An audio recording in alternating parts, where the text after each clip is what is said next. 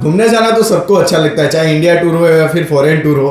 तो आज हम बात करने वाले हैं कि आप सोलो ट्रैवलर हो, फैमिली के साथ जाना चाहते हो, फ्रेंड्स के साथ जाना चाहते हो, तो आपका बजट कितना रहना चाहिए। अगर आपका बजट जो होगा वो ज़्यादा हो जाएगा तो आपकी पॉकेट पर इफेक्ट होगा, यानी कि आपके जो ईएमआईस होगी वो ड्यू होनी स्टार्ट हो जाएगी, पेनल्टीज लग सकती है। तो इसी वजह से आपको क्या कंसीडर करके चलना चाहिए उसके बारे में आज हम बात करेंगे। हमारा बेसिकली फाइनेंस का चैनल है तो हम ज़्यादातर इसी बात पर फोकस करेंगे।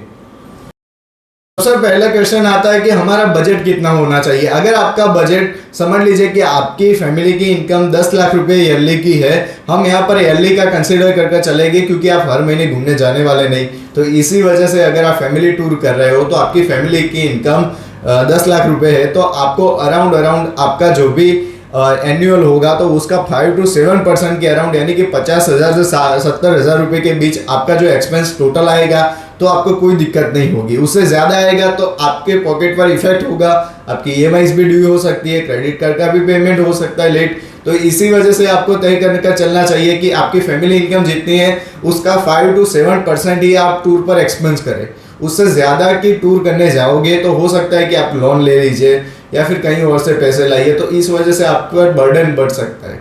तो इसी वजह से आपको सबसे बड़ा पहला जो हमारा टॉपिक है कि आपका बजट कंसीडर कर चलना है, तो आपको 5 to 7% होना चाहिए, उससे ज़्यादा नहीं होना चाहिए। अगर हम दूसरी बात करते हैं कि आपको अपनी फॉरेन टूर करनी है, फैमिली के साथ फॉरेन टूर पर जाना है और उसके लिए आपका बजट जो है वो कम हो रहा है, यानी कि आधा बजट हो रहा है, तो आपको क्या करना चाहिए। तो सबसे पहले जो आधा बजट हो रहा है तो उसके लिए आपको 1 साल वेट कीजिए, दूसरे साल चले जाइए। उसके अलावा अगर आपको वो चीज़ नहीं करनी तो आपको हर परसेंट जितने भी आप सेविंग कर रहे हो तो उसमें आपको 5 to 7% इंक्रीज कर दीजिए। तो 1 साल के बाद आप फॉरेन टूर पर चले जाइए तो भी आपका हो सकता है। तो आप 1 साल 2 साल वेट करने की जगह पर 1.5 साल में ही जा सकते हो फॉरेन टूर। तो इसी वजह से आपको समझना चाहिए कि अगर आप सेविंग अच्छी तरीके से करते हो, आपका इन्वेस्टमेंट सही जगह पर होता है और आप अगर स्टेप अप लाते हो हर महीने, सिर्फ 1 साल के लिए स्टेप अप लाना है, उससे ज़्यादा नहीं लाएंगे तो भी चलेगा। वो सिर्फ समझ लीजिए कि आपकी फॉरेन टूर के लिए आपने सेविंग की थी, तो उसके बाद आप फैमिली टूर या फिर अपने सोलो ट्रैवलर कहीं पर भी जा सकते हो। तो इस तरीके से आपका जो बजट होगा वो आपकी पॉकेट में रहेगा, आपको किसी चीज़ का बर्डन नहीं रहेगा। तो इसी वजह से सबसे पहला टॉपिक होता है कि बजट कितना होना चाहिए, तो उसके हिसाब से आपको समझ में आ गया होगा।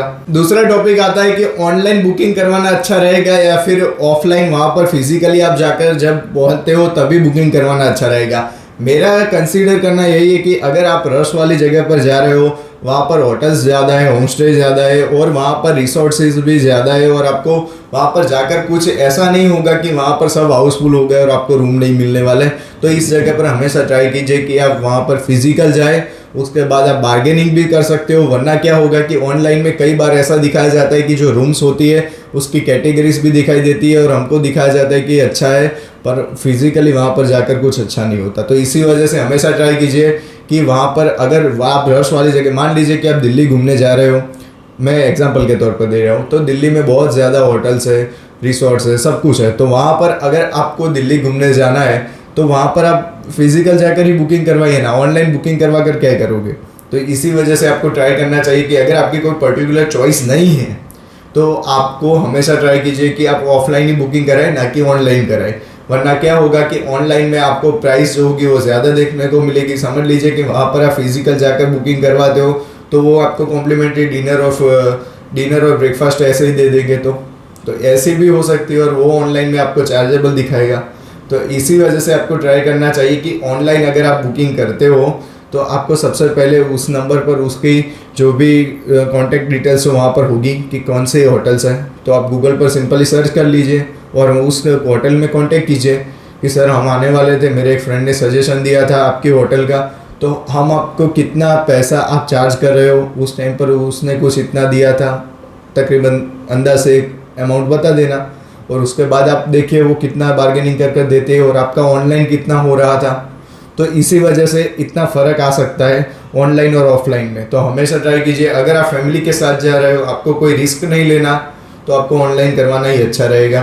क्योंकि वरना हो सकता है कि आपको रूम्स ना मिले, ऐसा कोई दिक्कत वाली जगह पर जा रहे हो तो आपको थोड़ा सावधान होकर, सिक्योर होकर चलना चाहिए। आपकी डेस्टिनेशन तय होने के बाद आपको बाय फ्लाइट जाना चाहिए, बाय कार जाना चाहिए, बाय ट्रेन जाना चाहिए, कैसे रूट से आप जाए तो आपको अफोर्डेबल पड़ेगा, तो उसके बारे में बात करते हैं। तो सबसे अफोर्डेबल है कि बाय ट्रेन आप चले जाओ तो सबसे सस्ता पड़ेगा, बाय फ्लाइट जाते हो तो सबसे महंगा पड़ सकता है, और हो सके अगर आप अपनी कार लेकर जाओ तो उससे भी महंगा। अगर आप बहुत ज़्यादा दूर जा रहे हो तो हो सकता है तो सबसे महंगा वही पड़ेगा। तो इसी वजह से आपको ट्राई करना चाहिए कि अगर आप बहुत दूर नहीं जा रहे हो, समझ लीजिए कि आपके अपने जो होम टाउन है उससे 500-700 किलोमीटर के अराउंड ही आपको जाना है और उससे ज़्यादा दूर नहीं जाना। उसके बाद आपको वहाँ पर जाकर एक कार आपको हायर करनी पड़ेगी या फिर आपको रेंट पर लेना पड़ेगा। तो आप समझ लीजिए कि वो लोग आपको 13 से 14 रुपये आपको चार्ज करेंगे हर एक किलोमीटर का। अगर आप छोटी कार लेते हो तो इनोवा क्रिस्टा या फिर ऐसी कोई कार लेते हो तो आपको 16 रुपये 17 रुपये भी हो सकता है उसका। तो समझ लीजिए कि अगर आप फैमिली के साथ जा रहे हो और आपके पास एक अच्छी कार है तो आप उसमें ही चले जाइए। वरना तो क्या होगा कि आप जितना भी वहाँ पर आप रेंट पे करोगे ना कार का, उससे वो आधा बजट तो आपका उसमें ही चला जाएगा। तो इसी वजह से आपको अगर दूर बहुत ज़्यादा नहीं जाना, आप पास में जा रहे हो और आप चलाने वाले घर में 2 लोग या 3 लोग हैं तो आपको हमेशा ट्राई करना चाहिए कि अपनी कार से ही जाए, ना कि किसी और जगह से आप कार रेंट पर लें। क्योंकि हो सकता है कि आपका टूर का बजट एक तरफ 30,000 एक टोटल खर्चा होगा और 30,000 वो कार वाला ले जाएगा। तो इस तरीके से वो आधा बजट आपका कार में चला जाएगा। तो इसी वजह से आपको समझना चाहिए कि अगर आपके पास एक फैमिली कार है, अच्छी कार है, तो आपको उसमें ही जाना चाहिए, ना कि आपको कहीं से रेंट कर आपको वहाँ से जाना चाहिए। लोकल ट्रांसपोर्टेशन का उपयोग भी आप कर सकते हो, वहाँ पर आपको बहुत सस्ता पड़ सकता है। तो ऐसी भी चीज़ नहीं है कि आप पैसे बचाने के लिए लोकल ट्रांसपोर्टेशन का यूज़ कीजिए। कई जगह ऐसी अच्छी है कि वहाँ से आप लोकल ट्रांसपोर्टेशन में घूम सकते हो, बहुत अच्छी सुविधाएं वहाँ पर मिल जाती है। तो अगर आप फॉरेन में जा रहे हो तो आपको फ़्लाइट में ही जाना पड़ेगा, उसके बाद आपको लोकल ट्रांसपोर्टेशन ही वहीं पर ही सस्ता पड़ेगा। उससे ज़्यादा तो आप वहाँ पर रेंट करते हो तो बहुत ज़्यादा रेंट होता है उनका। तो इसी वजह से आपको लोकल ट्रांसपोर्टेशन तो वहाँ पर करना ही पड़ेगा। और इंडिया में हो आप तो आपको लोकल ट्रांसपोर्टेशन अगर आपको अच्छा नहीं कर रहा तो आपको अपनी कार लेकर जाना चाहिए, ना कि वहाँ से आप किसी की कार वहाँ पर रेंट पर लो। हो सके अगर आप पहाड़ पर जा रहे हो और आपको इतना अनुभव नहीं है, एक्सपीरियंस आपके पास नहीं है और आप ऐसा लग रहा है कि आप कार नहीं चला पाओगे और फिर आप वहाँ से कोई कार हायर करते हो तो वो 2 नंबर की बात है। उसमें अगर आपको 500 यहाँ से अगर आप चले जाते हो 500 किलोमीटर, उसके बाद आपको वहाँ पर ऐसा लग रहा है कि ऊपर खड़ी चढ़ाई है और वहाँ पर आपको 4x4 ही चाहिए, तो उस टाइम पर तो आपको हायर करनी ही पड़ेगी। तो इसी वजह से अगर आपकी सिचुएशन क्या है उस हिसाब से आपको तय करना चाहिए कि आपको कैसे आपको ट्रांसपोर्टेशन लेना चाहिए। ट्रांसपोर्टेशन एक ऐसी चीज़ है कि आपने सही नहीं चुनी ना तो आपका आधा बजट उसमें चला जाएगा। तो इसी वजह से आपका जो ट्रांसपोर्टेशन है वो बहुत इंपॉर्टेंट है।